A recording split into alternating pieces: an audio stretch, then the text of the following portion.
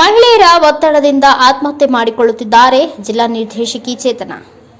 ಮಹಿಳೆಯರು ಒತ್ತಡದಿಂದ ಆತ್ಮಹತ್ಯೆ ಮಾಡಿಕೊಳ್ಳುತ್ತಿರುವುದು ಬೇಸರ ಸಂಗತಿ ಎಂದು ಶ್ರೀ ಕ್ಷೇತ್ರ ಧರ್ಮಸ್ಥಳ ಗ್ರಾಮಾಭಿವೃದ್ಧಿ ಟ್ರಸ್ಟ್ನ ಜಿಲ್ಲಾ ನಿರ್ದೇಶಕಿ ಚೇತನ ವಿಷಾದ ವ್ಯಕ್ತಪಡಿಸಿದರು. ಮಳವಳ್ಳಿ ಪಟ್ಟಣದ ಅಂಬೇಡ್ಕರ್ ಭವನದಲ್ಲಿ ಶ್ರೀ ಕ್ಷೇತ್ರ ಧರ್ಮಸ್ಥಳ ಗ್ರಾಮೀಣಾಭಿವೃದ್ಧಿ ಯೋಜನೆ ಟ್ರಸ್ಟ್ ವತಿಯಿಂದ ಮಹಿಳಾ ಜ್ಞಾನ ವಿಕಾಸ ಕಾರ್ಯಕ್ರಮ ಅಂಗವಾಗಿ ತಾಲೂಕಾ ಮಟ್ಟದ ಮಹಿಳಾ ವಿಚಾರಗೋಷ್ಠಿ ಕಾರ್ಯಕ್ರಮ ಉದ್ಘಾಟಿಸಿ ಮಾತನಾಡಿ, ಮಹಿಳೆಯರು ಒತ್ತಡದಿಂದ ಕುಟುಂಬ ನಿರ್ವಹಣೆ ಮಾಡುತ್ತಿದ್ದು ನಿರ್ವಹಣೆ ಸಾಧ್ಯವಾಗದೆ ಆತ್ಮಹತ್ಯೆ ಮಾಡಿಕೊಳ್ಳುತ್ತಿದ್ದಾರೆ.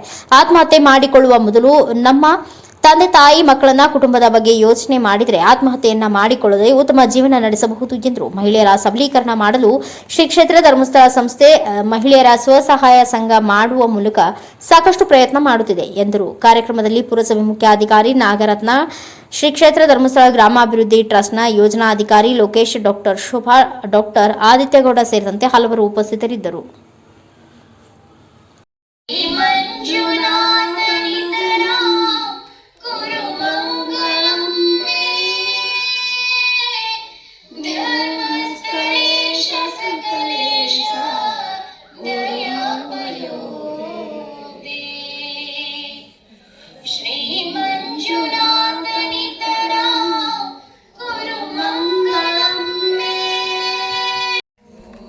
ಓಂ असतो मा सद्गमय तमसो मा ज्योतिर्गमय मृत्योर्मा अमृतं गमय.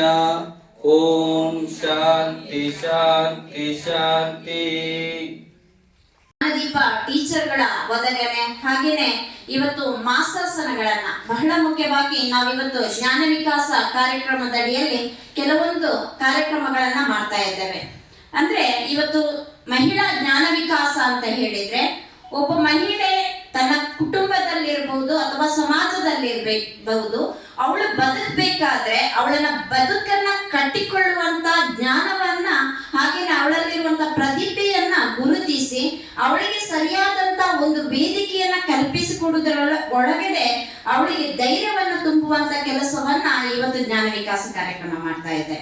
ಬಹಳ ಮುಖ್ಯವಾಗಿ ಇವತ್ತು ಜ್ಞಾನ ವಿಕಾಸ ಕಾರ್ಯಕ್ರಮದಡಿಯಲ್ಲಿ ಮಹಿಳೆಯರಿಗೆ ಮುಖ್ಯ 6 ವಿಚಾರಗಳನ್ನ ಅಂದ್ರೆ ಆರೋಗ್ಯ ಇರ್ಬೋದು, ಶಿಕ್ಷಣ ಇರ್ಬೋದು, ಕಾನೂನು ಸಲಹೆಗಳಿರ್ಬೋದು, ಪೌಷ್ಟಿಕ ಆಹಾರ ಇರ್ಬೋದು, ಕೌಟುಂಬಿಕ ಸಾಮರಸ್ಯ ಇರ್ಬೋದು, ಹಾಗೆಯೇ ಸ್ವಚ್ಛತೆಯ ಬಗ್ಗೆ ಇರ್ಬೋದು, ಹೀಗೆ ಕಾರ್ಯಕ್ರಮಗಳನ್ನ ಹಾಕೊಂಡು ಅವಳಿಗೆ ತಿಳುವಳಿಕೆಯನ್ನ ಕೊಡುವುದಲ್ಲದೆ, ಅವಳಿಗೆ ಮಾರ್ಗದರ್ಶನವನ್ನ ಕೊಡುವುದಲ್ಲದೆ, ಅವಳಲ್ಲಿರುವಂತಹ ಪ್ರತಿಭೆಯನ್ನ ಗುರುತಿಸಿ ವರ್ಷಕ್ಕೆ 1 ಬಾರಿ ವಾರ್ಷಿಕೋತ್ಸವ ಅಥವಾ ಅಧ್ಯಯನ ಪ್ರವಾಸವನ್ನ ಮಾಡಿ ಅವಳಿಗೆ ನೃತ್ಯ, ಹಾಡು, ಹಿಂದಿನ ಜನಪದ ಕಲೆಗಳೇನಿದೆಯಾ, ನಮ್ಮ ಸಂಸ್ಕಾರ ಸಂಸ್ಕೃತಿ ಏನಿದೆಯಾ ಅದನ್ನು ಉಳಿಸ್ಕೊಂಡು ಬರಬೇಕು ಅನ್ನುವಂತ ದೃಷ್ಟಿಯಿಂದ. ಯಾಕಂತ ಹೇಳಿದ್ರೆ ನಮ್ಮ ಮಾತಲ್ಲೇ ಇದೆ,